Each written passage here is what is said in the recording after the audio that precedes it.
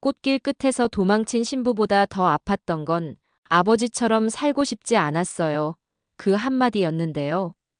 그 말은 예식장의 소문보다 빨리 집안의 심장에 박혔습니다. 신부 정보아가 나타나지 않았다는 사실도 충격이었지만 이지혁이 이상철에게 던진 그 문장은 오래 묵힌 한숨과 자존심을 한꺼번에 깨뜨렸어요. 이상철은 대답을 찾지 못하고 술잔을 기울였어요. 이지혁은 집을 박차고 나갔고 그 뒤로 인력소를 전전하며 막노동을 시작했었더라고요. 고생하다 며칠 전 쓰러진 날 박성재가 몰래 넣어둔 수표를 보고 분노가 솟구친 것도 사실이었고요. 성재와의 우정도 가족과의 인연도 지은호에 대한 마음도 그날 이후로 모두 같은 자리에서 흔들리기 시작했습니다. 정보아가 왜 결혼식장에 나타나지 않았는지 사람들은 온갖 말을 만들었는데요. 전 연인에게 갔다더라. 아버지랑 크게 싸웠다더라. 해외로 도망쳤다더라. 그런데 진짜에 가까운 조각은 의외의 곳에서 떨어졌습니다. 지은호에게 도착한 작은 봉투였어요.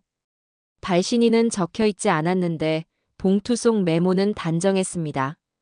지은호 씨, 저를 모르는 분께 부탁드려 죄송합니다. 그날 저는 저를 지키는 선택을 했습니다. 누군가의 일자리나 계약이 결혼의 조건이 되는 순간 그 결혼은 제 것이 아니더라고요. 제가 사라진 건 도망이 아니라 경계하기 위해서였습니다. 혹시 이지혁 씨가 저를 찾으시면 괜찮다는 말 한 번만 전해주세요. 저는 제 몫의 싸움을 하고 돌아오려고요. 지은호가 그 메모를 읽는 손이 잠깐 떨렸어요. 이상한 위안이었는데요. 그 문장들 속에 좋아하는 사람과 좋은 사람을 동시에 지키려는 사람이 보였거든요. 정보하는 사랑을 포기해본 사람이었고, 그래서 이번엔 자신을 먼저 포기하지 않으려 했습니다. 하늘건설 대표인 아버지가 조건을 섞어놓은 순간 정보와는 결혼식보다 앞서 관계의 선을 그어버렸어요. 그 선을 지키기 위해 어디로 갔는지는 아직 비밀이었는데요. 한 가지 단서는 뒤늦게 나왔습니다. 하늘건설 내부의 윤리감사팀과 별도의 면담이 잡혀 있었다는 소식이었습니다. 회사 이름이 사람 사이에 끼어들지 못하게 하려면 먼저 회사의 손을 빼야 한다는 판단이었겠죠. 그래서 정보와는 숨어버린 게 아니라 가장 정면에서 부딪히고 있었습니다. 이 소식을 처음 들은 사람은 고성희였는데요. 고성희는 눈썹 하나 까딱하지 않고 짧게 말했어요. 결과를 만드는 건 결국 사람이지 회사 이름이 아니죠. 그 말은 누가 들어도 냉정했지만 듣는 내내 묘하게 따뜻했어요. 고성희는 지은호에게도 같은 톤으로 말했습니다. 지은호 씨, 프로젝트는 예정대로 가요. 회사 이름은 뺍니다. 결과로만 보죠.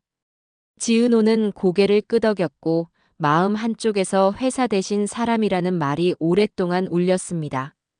며칠 뒤 지은호는 카페 구석자리에서 조용히 앉아있는 여자를 보았는데요.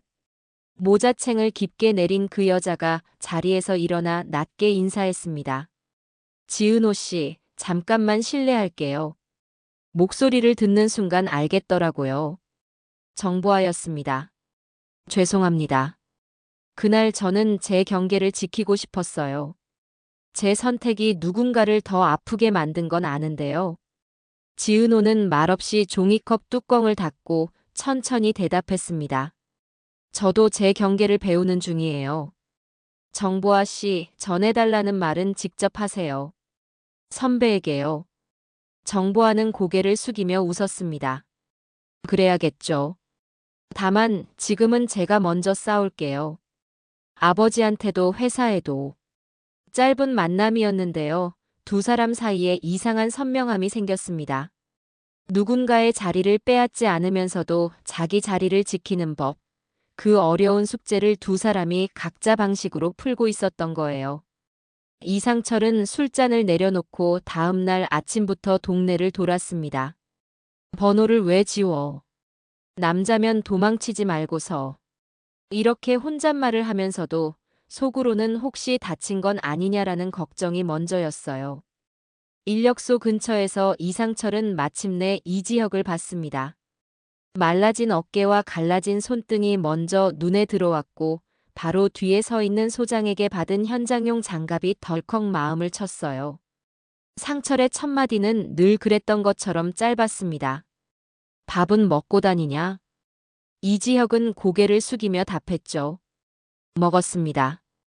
둘 사이에 바람 소리 같은 침묵이 길게 흘렀는데요. 이번엔 이지혁이 먼저 말을 꺼냈습니다.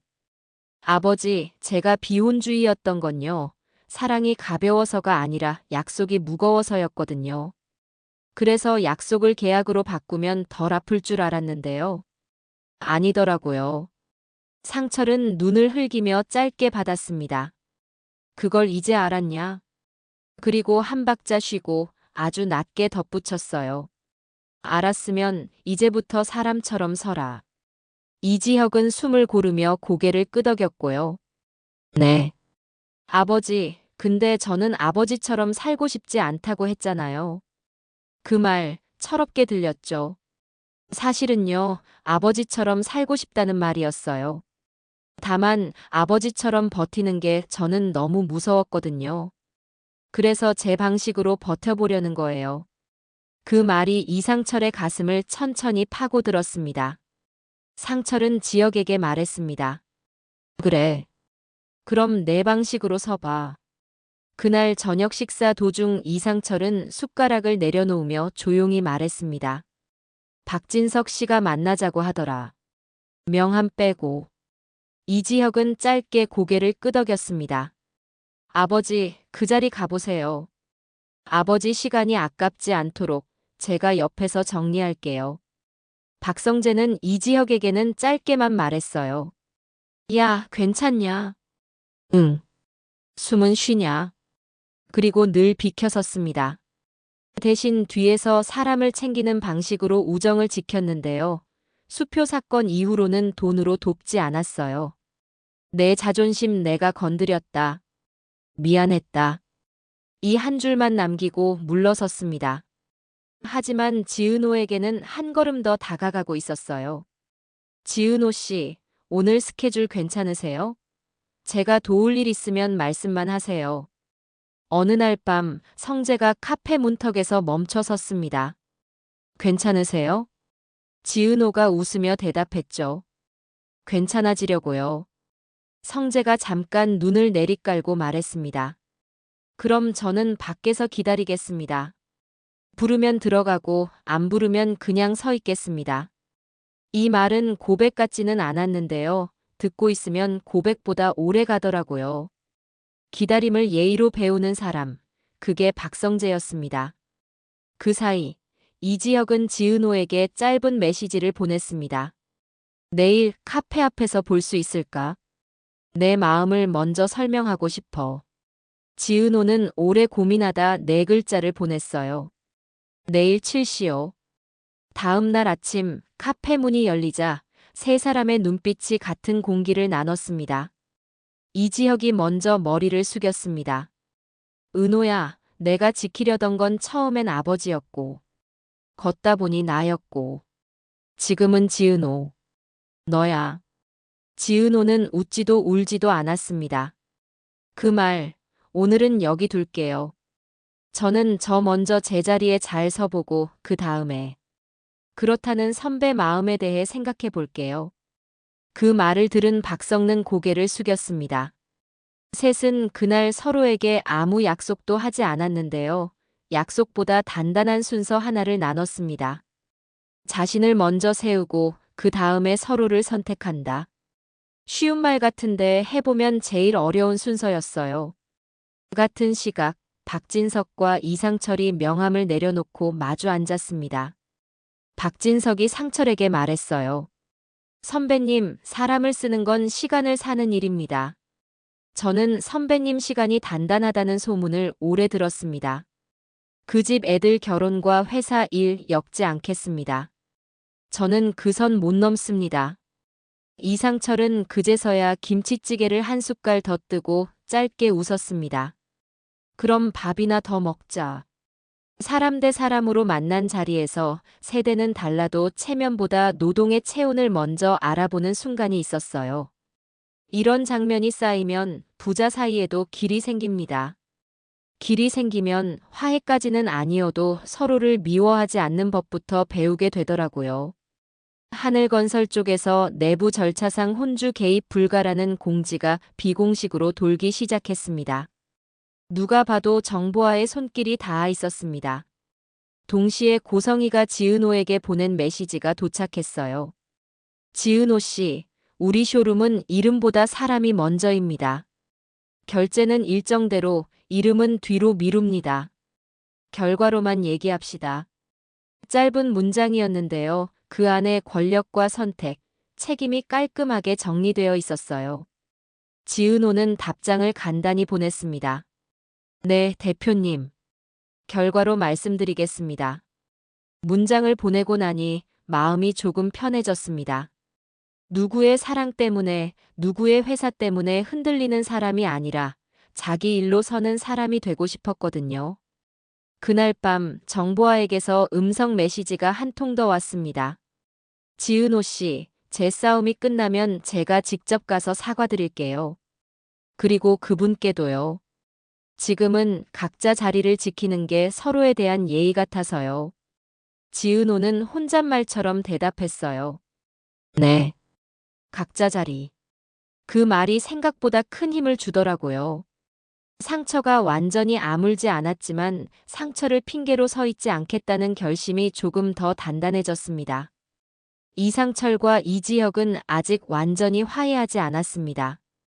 박성재는 지은호에게 한 걸음 더 다가갔습니다. 정보아는 여전히 어디쯤에 있었습니다. 정확한 위치는 누구도 몰랐지만 회사 이름을 사람 사이에서 빼내는 싸움의 한가운데라는 건 분명했어요. 언젠가 다시 돌아올 때 정보아가 들고 올 건 화려한 꽃다발이 아니라 서로의 경계를 지켜주는 짧은 약속일지도 모르겠습니다. 누군가의 삶을 조건으로 올리지 않겠다. 그 약속 하나면 누구의 마음도 거래되지 않겠죠. 정보아는 어디로 갔을까요? 정말 예전의 그 사랑을 쫓아간 것일까요? 그녀가 택한 경계의 싸움은 어디까지 갔을까요? 아버지의 그림자를 넘어설 만큼 단단해졌을까요? 그리고 돌아와서 누구에게 어떤 말을 먼저 건넬까요? 이상철과 이지혁이 서로의 마음을 이해할 수 있을까요? 지은호의 선택은 누구일까요? 기다림을 예의로 배우는 박성재일지, 스스로 서겠다고 다시 시작하는 이지혁일지, 아니면 지은호 자신일지. 선택은 사랑이 되기 전에 자기 자리가 되어야 한다는 걸 세 사람이 동의한 이상 대답은 더 흥미로워졌습니다. 오늘 이야기의 끝에는 여전히 같은 문장이 조용히 빛나고 있었는데요. 좋아하는 사람과 좋은 사람이 같은 사람이면 얼마나 좋을까요? 이제 그 답은 누가 먼저 말하느냐가 아니라 누가 먼저 자기 자리에서 말하느냐에 달려 있었습니다. 다음 회는 그 자리를 확인하는 장면으로 시작될 것 같습니다. 여러분 모두 어떤 선택을 하게 될 것 같으세요?